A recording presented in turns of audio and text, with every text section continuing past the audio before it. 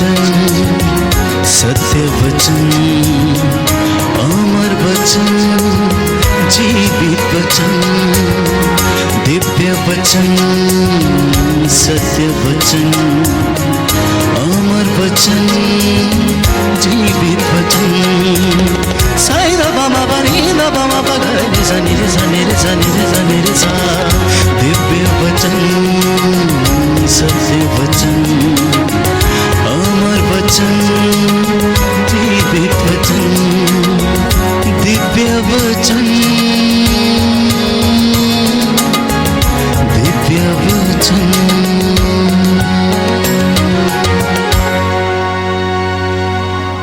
प्यारे भाइयों और बहनों, वचन हमें बताता है, भजन संहिता में हम पढ़ते, मेरे मुख से बात निकल ही नहीं पाई थी कि तूने उसे पहले ही जान लिया। मेरे मुख से बात अभी निकली ही नहीं थी कि तूने उसे पहले से ही जान लिया। मैं कहाँ जाऊं, मैं अपने आप को कहाँ छिपाऊं, बादलों पे चढ़ता हूं तो तू वहाँ है, समुद्र में जाता हूं तो तू वहाँ है, आकाश पर चढ़ता हूं तो तू वहाँ है, पर्वतों पर जाकर छिपता हूं तो तू वहाँ है, सब जगह तो मौजूद है, मैं कहाँ जाऊं। कहता है कौन मेरे मुख पर पहरा बिठाएगा, कौन मेरे मुख पर पहरा बिठाएगा। प्यारे भाई प्यारी बहन, ये पवित्र अनुग्रह का समय है और इस वक्त प्रभु हमसे बातें कर रहा है और हमें आशीष और अनुग्रह प्रदान कर रहा है। हम में से बहुत से लोग सोचते हैं कि हम ये काम करेंगे, हम वो काम करेंगे, योजना बनाते हैं अपनी ज़िंदगी में। कई बार जब पूरी नहीं होती हैं तो निराश हो जाते हैं, टूट जाते हैं। लेकिन प्रभु कहता है मैंने तुम्हारे लिए योजना बनाई है और वो योजना तेरे हित की है, अहित की नहीं है। मैं उपयुक्त समय आने पर उसे पूरा करूँगा, सही समय आने पर मैं तुझे सब कुछ प्रदान कर दूँगा। इसलिए आज के इस पवित्र दिन में हम कुछ बातों पर मनन चिंतन करेंगे जो प्रभु हमें सिखाना चाहता है प्यारे भाइयों और बहनों। और वो यही चाहता है कि मैं और आप उसके नज़दीक रहें और नित्य प्रतिदिन उसकी हुजूरी में रहें। आप घरों में जो बुज़ुर्ग हो गए हैं, दिन रात उसका नाम सिमरते रहते हैं। आप जो नौजवान माता पिता हैं, प्यारे भाइयों और बहनों, आप जो लोग नौजवान बेटे बेटियां हैं, जिंदगी की इस दौड़ धूप में दौड़े चले जा रहे हैं, पता नहीं कहाँ जा रहे हैं। दुनिया के इस शोर में मैंने जैसा कहा शांति की खोज में है, प्रेम की खोज में है। कोई प्रेम को सोशल मीडिया प्लेटफॉर्म पे खोज रहा है, वहाँ पर प्रेम पाने की कोशिश कर रहा है, तो कोई साथ रहते हुए प्रेम का अनुभव नहीं कर पा रहा है। कितनी बड़ी विडंबना है कि कोई व्यक्ति सोशल मीडिया प्लेटफॉर्म पर प्रेम को खोजने की कोशिश करता है, साथी को खोजने की कोशिश करता है, लेकिन वहीं दूसरी ओर साथ रहते हुए भी कुछ लोग उस प्रेम का अनुभव नहीं कर पा रहे हैं। आज की ये दुनिया आभासी दुनिया है। हम लोग एक वर्चुअल वर्ल्ड में रहते हैं। हम आभासी दुनिया में सोचते हैं कि लोगों के पास हैं, लेकिन जो आसपास रहते हैं हम उनसे बहुत दूर हैं, हम बहुत दूर हैं। कभी आपने सोचा है कि ये दुनिया किस ओर बढ़ रही है, किधर जा रहे हैं हम लोग क्या खोज रहे हैं, क्या पाना चाहते हैं। आप लोग जो हमारे बुजुर्ग माता पिता हैं, आपने सतयुग का वो जमाना देखा है प्यारे भाइयों और बहनों, जब सब एक साथ मिलकर बैठ के खा लिया करते थे, एक ही जगह सो जाया करते थे, एक ही प्लेट में बैठ के खा लिया करते थे, एक ही कमरे में सो जाया करते थे। वो आपका समय था, वो आपका दौर था। लेकिन आज आप इस बदलती दुनिया को जब देखते हैं तो ऐसा लगता है कि प्यारे भाइयों और बहनों सब कुछ समाप्त होता नजर आता है। सत्य ढूंढने से नहीं मिलता, प्रेम पाने की अभिलाषा में क्या कुछ नहीं हो जाता है। प्रेम मात्र प्यारे भाइयों और बहनों शारीरिक आकर्षण बनकर रह गया। आज की दुनिया में केवल आकर्षण बन के रह गया है। इसलिए आज के इस पवित्र दिन में भी, संध्या समय में भी प्रभु याद दिलाता है कि मैं हूँ, मैं बैठा हूँ, come to me all you are heavily laden with the burden. प्यारे भाइयों और बहनों, आप जो लोग इस बोझ से दबे हुए हो, मैं अभी हूँ, मैं जिंदा हूँ इसलिए तुम भी जिंदा हो। वो जीवित परमेश्वर मेरी और आपकी अगुवाई करता, इसलिए वचन को सुनना पढ़ना अनिवार्य है। चाहे ये दुनिया में कितना भी शोर हो, चाहे इस दुनिया में कितनी भी अशांति हो, लेकिन फिर भी मैं आपको विश्वास दिलाता हूँ, यदि आप पवित्र वचन को विश्वास के साथ कबूल करेंगे, अंगीकार करेंगे, तो ये आपको सांत्वना देगा। दुनिया की इस दौड़ धूप में जब वो निराश इंसान हो जाता है, हृदय से टूट जाता है, सांत्वना नहीं मिलती है, नशे में डूबा रहता है, ड्रग्स में और तमाम ऐसी चीजों में, कितने बुरी तरीके से आजकल लोग शैतानी जाल में फंस जाते हैं, उनका जीवन खराब हो जाता है। लेकिन प्रभु फिर भी वचन के द्वारा हमें हिम्मत देता है, सांत्वना देता है कि मैं तुम्हारा साथ कभी नहीं छोड़ूंगा। वो कहता है मैं तुम्हारा युद्ध आप लड़ूंगा। इसलिए पवित्र बाइबल कहती है, धिक्कार उस मनुष्य को जो मनुष्य पर भरोसा रखता, लेकिन धन्य है वो मनुष्य जो ईश्वर पर भरोसा रखता है। वो ऐसे पेड़ों के समान है जो तालाब के किनारे लगाए गए पेड़ हैं, जिनको सींचने की जरूरत नहीं पड़ती, जिनकी जड़ें इतनी गहरी हैं कि वो तालाब से, प्यारे भाइयों और बहनों, नमी यूं ही सोख लेती हैं। आप जरा कभी कभी सोचा करिए और मनन चिंतन किया करिए, जैसे मैंने कई बार कहा कि पहाड़ पर जो पेड़ लगे हुए होते हैं, जहां कोई पानी की सुविधा नहीं होती, लेकिन फिर भी वो सदा हरे भरे रहते हैं। बिल्कुल आप देखिए देवदार के पेड़, चीड़ के पेड़ जो चट्टानों के ऊपर पत्थरों में लगे हुए हैं, उनकी जड़ें कितनी गहरी होंगी जो नमी को सोखती हैं और उस पेड़ को क्या करती हैं, स्वास्थ्य प्रदान करती हैं। क्या मेरा और आपका विश्वास ऐसा है? क्या मसीहों का विश्वास ऐसा है? क्या प्रभु के अनुयायियों का विश्वास ऐसा है? बाइबल कहती है, संत पौलुस हमें सिखाता, विश्वास में आपकी जड़ें गहरी हो, विश्वास में आपकी जड़ें गहरी हो, अन्य किसी काम में नहीं। प्रभु ने कभी नहीं कहा कि तुम पिकनिक मत जाओ, एंजॉय मत करो, मनोरंजन मत करो। उसने कहा फलो फूलो, पृथ्वी पर फैल जाओ और सृष्टि का आनंद लो, लेकिन अपने सृष्टिकर्ता को याद रखो। उपदेशक ग्रंथ में लिखा हुआ बाइबल कहती है, अपनी जवानी में तुम अपने सृष्टिकर्ता को याद रखो, उसे कभी भी ना भुलाओ। सुक्ति ग्रंथ कहता है, जो तुमने जवानी में इकट्ठा नहीं किया, बुढ़ापे में उसे तुम्हें कौन देगा? जो तुम्हारे पास है वो भी तुमसे ले लिया जाएगा, कहता है। इसलिए जवानी में ही इकट्ठा करना शुरू करना। क्या?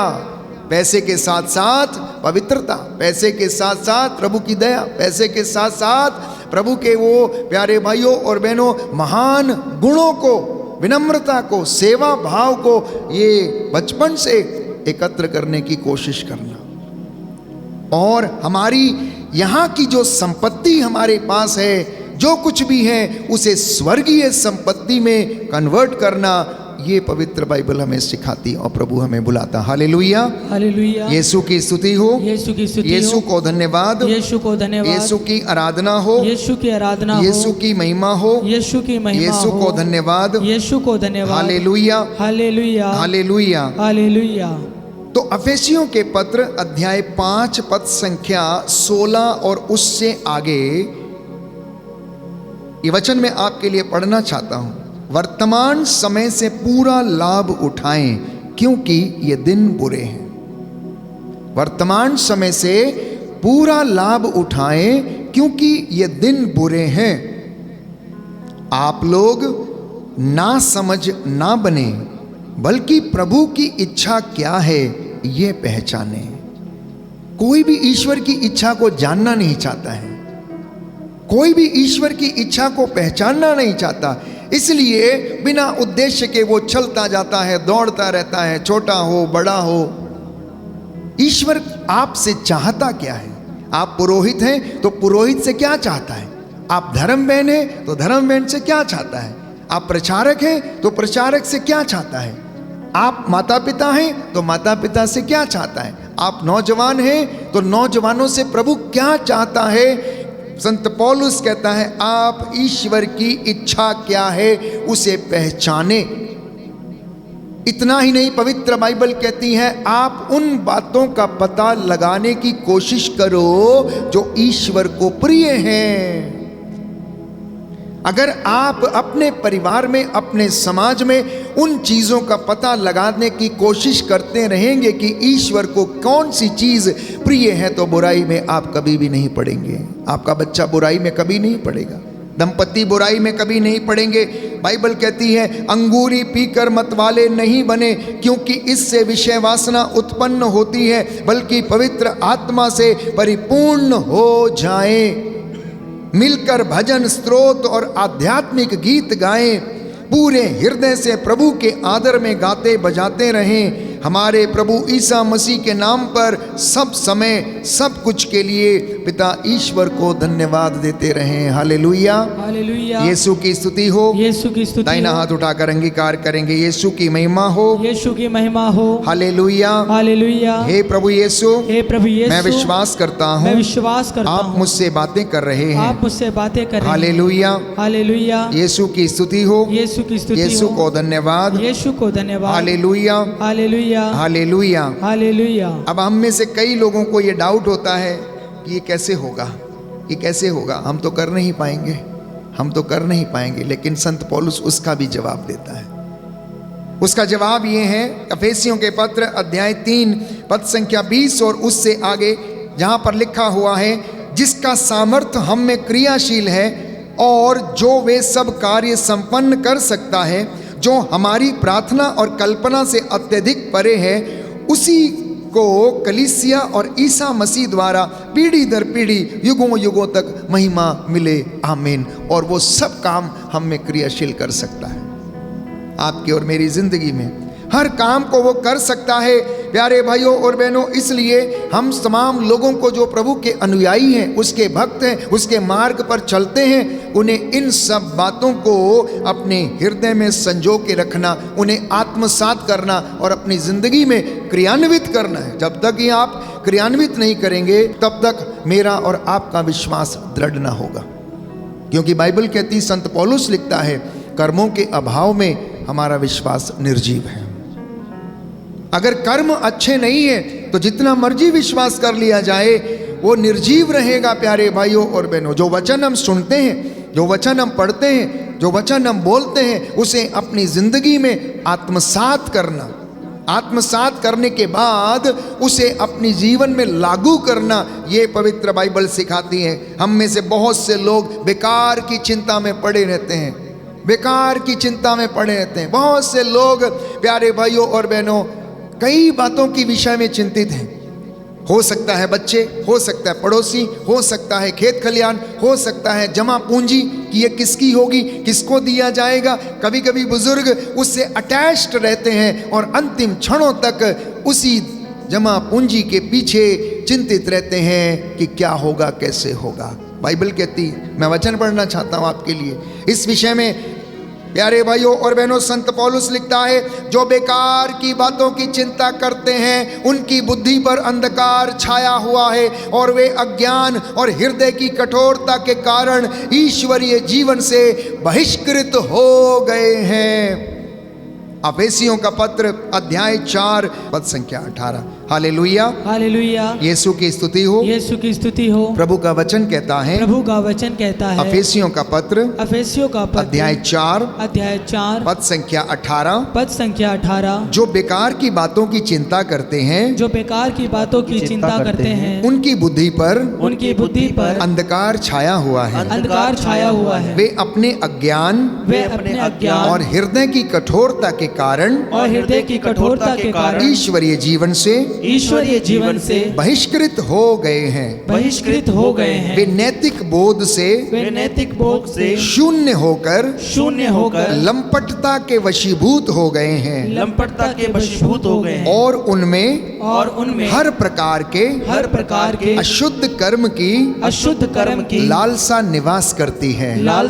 Hallelujah, hallelujah. प्यारे भाई और बहनों, ये धर्मशास्त्र की बातें हैं, ये पवित्र बातें हैं और धर्मशास्त्र कहता। इसलिए आप में से जो लोग मुझे सुन रहे हैं, अपने घर में अपनी जिंदगी में बेकार की बातों की चिंता ना करना, क्योंकि बाइबल कहती है जो लोग ऐसा करते हैं वे अंधकार में फंसे हुए हैं और अज्ञान और हृदय की कठोरता के कारण ईश्वरीय जीवन से बहिष्कृत हो गए, दूर हो गए। इतना नहीं, बाइबल कहती है मैं आप लोगों से यह कहता हूं और प्रभु के नाम पर यह अनुरोध करता हूं कि आप सब लोग गैर यहूदियों के जैसा आचरण ना करें, गैर यहूदियों के जैसे आचरण ना करें। आगे लिखता है अगर आप लोग चाहते हो कि प्रभु की हुजूरी में आप बने रहो तो पद संख्या 29 में हम पढ़ते हैं, प्यारे भाइयों और बहनों, आपके मुख से कोई अश्लील बात नहीं बल्कि ऐसे शब्द निकलें जो अवसर के अनुरूप दूसरों के निर्माण तथा कल्याण में सहायक हों। अध्याय 4 पद संख्या 29 और उससे आगे, आपके मुख से कोई अश्लील बात नहीं निकले बल्कि ऐसे शब्द निकलें जो अवसर के अनुरूप दूसरों के निर्माण तथा कल्याण में सहायक हों। पवित्र आत्मा ने मुक्ति के दिन के लिए आप लोगों पर अपनी मोहर लगा दी है, आप उसे दुख नहीं दें। Hallelujah, hallelujah. दाहिना हाथ उठाकर बोलेंगे हालेलुया, हालेलुया। यीशु की स्तुति हो, यीशु की स्तुति हो, यीशु को धन्यवाद, यीशु को धन्यवाद, यीशु की आराधना हो, यीशु की आराधना हो, यीशु की महिमा हो, यीशु की महिमा हो, यीशु को धन्यवाद, यीशु को धन्यवाद। Hallelujah, hallelujah, hallelujah. हालेलुया। तो प्रभु के प्रेम और शांति और अनुग्रह को अनुभव करने का जो साधन है, जो प्रक्रिया है, बाइबल कहती वो ये है।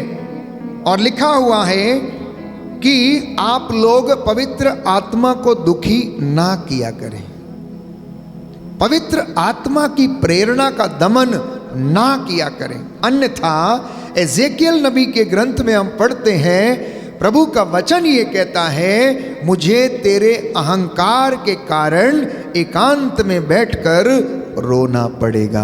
Hallelujah, hallelujah. यीशु की स्तुति हो, यीशु की स्तुति यीशु हो, को धन्यवाद, यीशु को धन्यवाद। आगे लिखा आप लोग सब प्रकार की कटुता, उत्तेजना, क्रोध, लड़ाई झगड़ा, परनिंदा और हर तरीके तरह की बुराई अपने बीच में से दूर करें, एक दूसरे के प्रति दयालु तथा सहृदय बने, जिस तरह ईश्वर ने मसीह के कारण आप लोगों को क्षमा कर दिया उसी तरह आप लोग भी एक दूसरे को क्षमा करें। Hallelujah, hallelujah. यीशु की स्तुति हो, यीशु की स्तुति यीशु हो, को धन्यवाद, यीशु को धन्यवाद, यीशु की आराधना हो, यीशु की आराधना हो, यीशु की महिमा हो, यीशु की महिमा हो, यीशु को धन्यवाद, यीशु को धन्यवाद। Hallelujah, hallelujah, hallelujah. हालेलुया। तो परमेश्वर प्रेम है, परमेश्वर क्षमा है, जैसा उसने किया बाइबल कहती है वैसा ही तुम भी एक दूसरे के साथ किया करो। हम पढ़ते हैं योहन के पहले पत्र अध्याय 4 पद संख्या 8 में, जहाँ पर लिखा हुआ इससे बड़ा किसी का प्रेम नहीं कि कोई अपने मित्रों के लिए अपना प्राण अर्पित कर दे। इससे बड़ा किसी का प्रेम नहीं कि कोई अपने मित्रों के लिए अपना प्राण अर्पित कर दे। योहन का सुसमाचार अध्याय 15 पद संख्या 13 में हम पढ़ते हैं प्यारे भाई और बहनों, लिखा है यीशु मसीह ने क्रूस के ऊपर से क्षमा किया। लूकस का सुसमाचार अध्याय 23 पद संख्या 34, हे पिता इन्हें क्षमा कर क्योंकि ये नहीं जानते कि ये क्या करते हैं। तो प्यारे भाइयों और बहनों, आज हम मसीह जीवन की 3 मजबूत स्तंभों के ऊपर थोड़ा सा मनन चिंतन करेंगे। मैं आपको बताने का प्रयास कर रहा हूं कि ईश्वर की शांति को किस तरीके से महसूस किया जा सकता है, उसके प्रेम को किस तरीके से महसूस किया जा सकता है, किस तरीके से हम अपनी चिंताओं को छोड़कर, अश्लील बातों को त्याग कर, और किस तरीके से हम प्रभु के अनुग्रह को प्राप्त कर सकते हैं, और इसके लिए हमें और क्या करने की आवश्यकता है। तो प्रेम, बलिदान और क्षमा, ये 3 स्तंभ हैं ईश्वरीय अनुग्रह को प्राप्त करने के लिए। यदि प्रेम जड़ है तो बलिदान उसका तना है, याद रखिएगा। प्रेम यदि जड़ है तो बलिदान उसका तना है और क्षमा उसका फल है। जब आप प्रेम करेंगे तो उस व्यक्ति के लिए बलिदान करने के लिए तैयार रहेंगे, अन्यथा नहीं। और जब आप बलिदान करेंगे तो उसका फल क्षमा के रूप में आपको प्राप्त होगा। तो आज की दुनिया में लोग कहते हैं मुझे प्रेम चाहिए लेकिन बलिदान नहीं, मुझे न्याय चाहिए लेकिन क्षमा नहीं चाहिए। परंतु यीशु मसीह का मार्ग अलग है। क्रूस पर हमें तीनों एक साथ दिखाई देते हैं। क्रूस पर हमें प्रेम भी नजर आता है, बलिदान भी नजर आता है, और वहीं से हमें क्षमा भी नजर आती है। प्रेम प्यारे भाइयों और बहनों मसीही जीवन की आत्मा है। सुन लेना ध्यान से। प्रभु यीशु अपने दास के माध्यम से आपको पुनः एक बार आज समझाने का प्रयास करता है कि प्रेम आपके मसीही जीवन की आत्मा है। बाइबल कहती है जिस व्यक्ति में प्रेम नहीं, योहन के पहले पत्र अध्याय 4 में हम पढ़ते हैं, जिस व्यक्ति में प्रेम नहीं उसमें ईश्वर का अस्तित्व मौजूद नहीं। जो व्यक्ति ये कहता है कि मैं अपने भाई को क्षमा नहीं कर सकता हूं या उससे प्रेम नहीं करता है, तो प्यारे भाइयों और बहनों वो उसके दुश्मन बन जाता है, क्योंकि उसमें प्रेम का अभाव है। तो बाइबल कहती है कुरिन्थियों के पहले पत्र अध्याय 13 पद संख्या 4 से 8 में संत पौलुस इस प्रेम की परिभाषा को हमें परिभाषित करके बताना चाहते हैं और कहते हैं कि बाइबल का प्रेम केवल भावना नहीं, ये एक निर्णय है और कर्म है। आप लोग जो बाइबल का वचन पढ़ते हैं या सुनते हैं या प्रचार में आप सुनते हैं किसी दास को बोलते हुए, तो प्यारे भाइयों और बहनों आपके लिए यह जानना जरूरी है कि बाइबल का प्रेम कैसा है। वो केवल एक भावना नहीं है। जैसा मैंने कहा, प्रार्थना कोई भावना नहीं है। आप आए, 2-4 बातें बोली, आंसू बहाए और चले गए। प्रार्थना एक संबंध है। प्रार्थना परमेश्वर से जुड़ना है, जुड़ के उससे बातें करना, उससे संबंध स्थापित करना। और उसी तरीके से बाइबल का जो प्रेम है प्यारे भाइयों और बहनों, वो केवल और केवल प्रेम, साधारण प्रेम नहीं, बल्कि वो निर्णय और कर्म है। क्योंकि उस प्रेम ने निर्णय लिया किस बात का? प्राणों की आहुति देने का। उस प्रेम ने कर्म किया। कैसे?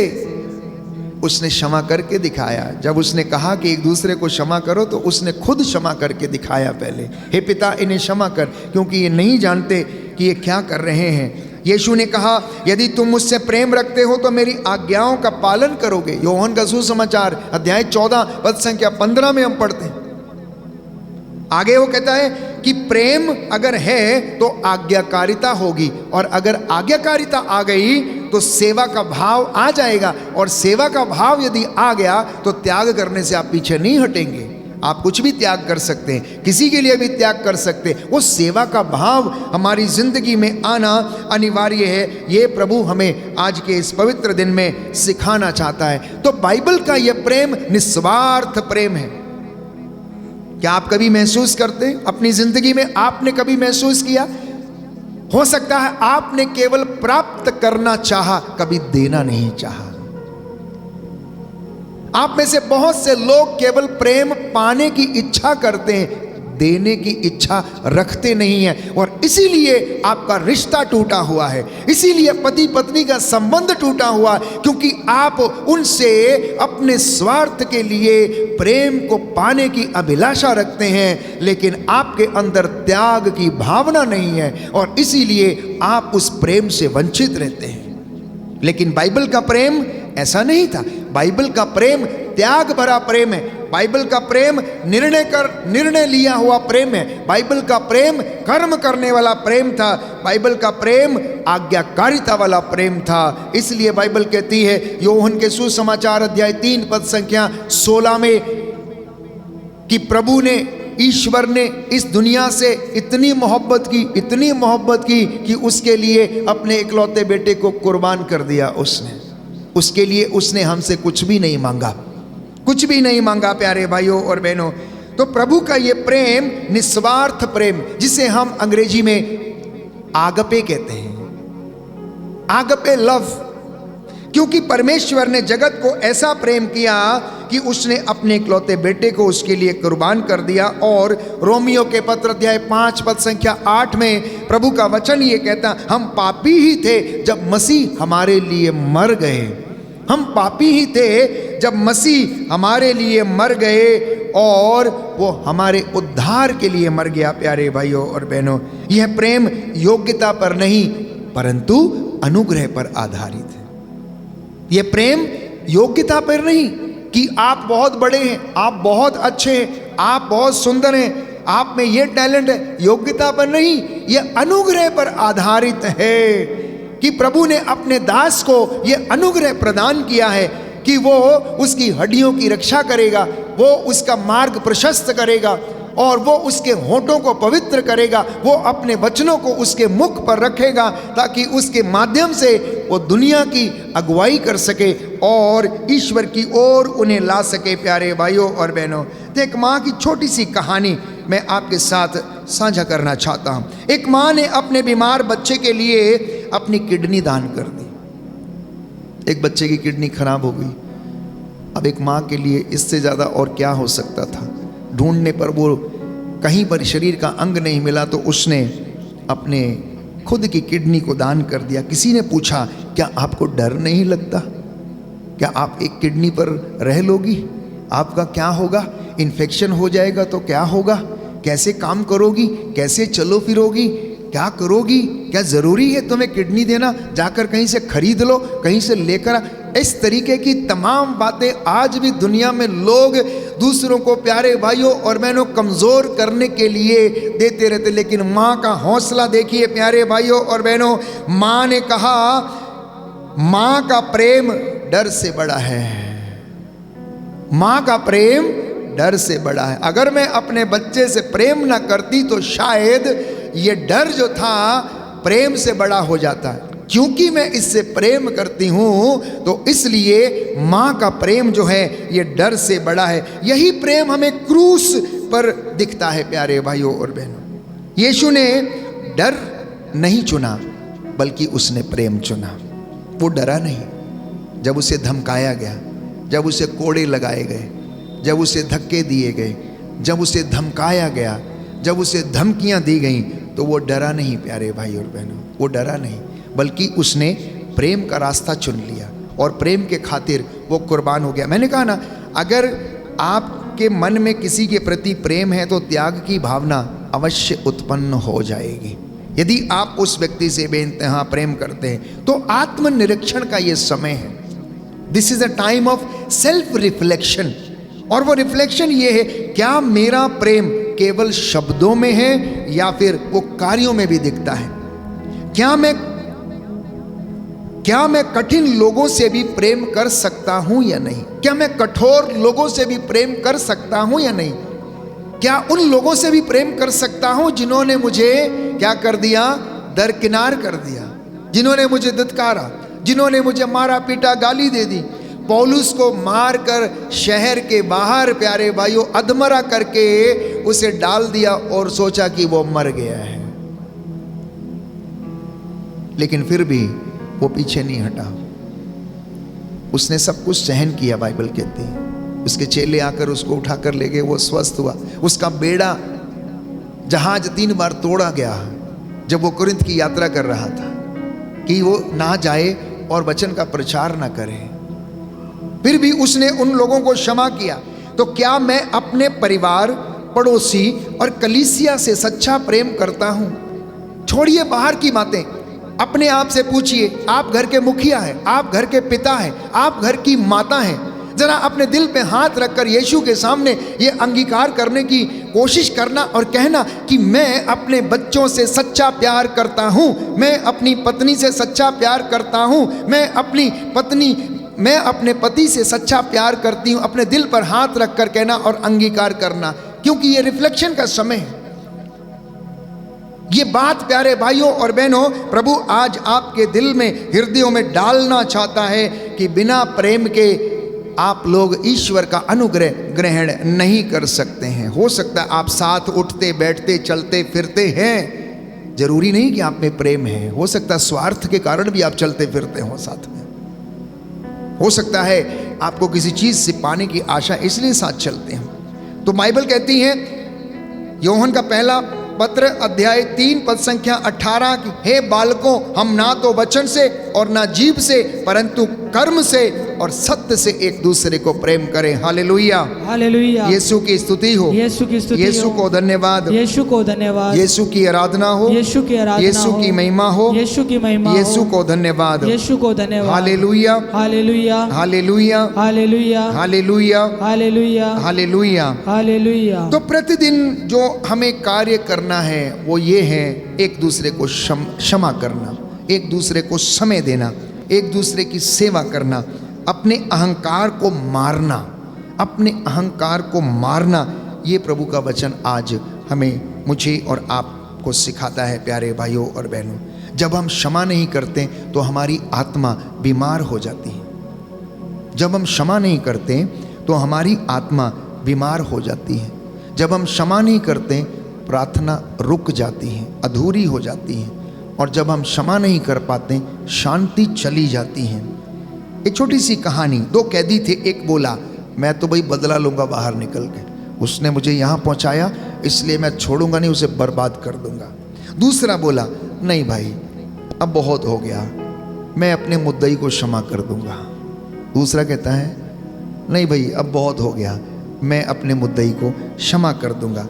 पहला जेल में होते हुए भी गुलाम रहा, लेकिन दूसरा जेल में होते हुए भी स्वतंत्र हो गया। प्यारे भाई और बहनों, पहला जेल में रहते हुए भी गुलाम बनके, किस बात का गुलाम? बदले की भावना का गुलाम। और दूसरा व्यक्ति जेल में रहते हुए भी आजाद हो गया, स्वतंत्र हो गया। जब वो ये कहता है कि नहीं अब तो बहुत हो गया, मैं अपने मुद्दई को माफ कर दूंगा, तो क्षमा आपको मुक्त करती है, आजाद करती है, स्वतंत्र करती है। लेकिन क्रोध और बदला, अहंकार आपको गुलाम बनाए रखता है। आप में से जो लोग इस तरीके की बुराई के में फंसे हुए हैं, प्यारे भाइयों और बहनों, आज प्रभु चाहता है, बेटा आज़ाद होना चाहते हो, सबसे पहले तुम अपने अहंकार की गुलामी से आज़ाद हो। सबसे पहले बदले की भावना से आज़ाद हो जाओ। सबसे पहले अपनी इन बुराइयों से तुम आज़ाद हो जाओ, स्वतंत्र हो जाओ। अब कठिनाई ये है कि क्षमा हम कैसे करें, प्रेम हम कैसे करें। तो प्रभु हमें सिखाता है, प्यारे भाइयों और बहनों, तू अपने सताने वालों के लिए क्या कर? प्रार्थना कर। जो तुझे सताते हैं उनके लिए प्रार्थना कर। जो तुझ पर अत्याचार करते हैं उनके लिए प्रार्थना कर।